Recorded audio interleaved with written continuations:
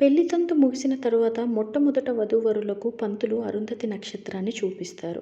ఈ నక్షత్రాన్ని చూపించడం వెనుక ఉన్న రహస్యం ఏంటంటే, బ్రహ్మదేవుని కుమార్తె పేరు సంధ్యాదేవి. ఈమె వశిష్ఠ మహర్షి ఉపదేశంతో తన దేహాన్ని అగ్నికి ఆహుతి చేసుకుని ప్రాతః సాయంత్ర సంధ్యలతో ఓ స్త్రీ రూపంగా మారింది. ఈ మహిళే అరుంధతి. ఈమె అందానికి ముగ్ధుడైన వశిష్ఠ మహర్షి పెళ్లి చేసుకోవాలని అనుకుంటాడు. తన చేతిలోని కమండలాన్ని అరుంధతికి ఇచ్చి తిరిగి వచ్చే వరకు ఎదురు చూడమని చెప్తాడు.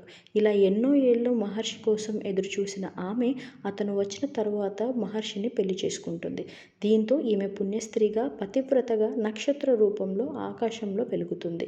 పెళ్లైన వరుడు వధువుకు ఈ నక్షత్రాన్ని చూపించడం వల్ల అరుంధతి అంత ఓపిక, సహనంతో పాటు కొత్త జంట సంతోషంగా ఉంటారని, అలాగే వారి సంసారం సాఫీగా సాగుతుందని పురాణాలు చెబుతున్నాయి.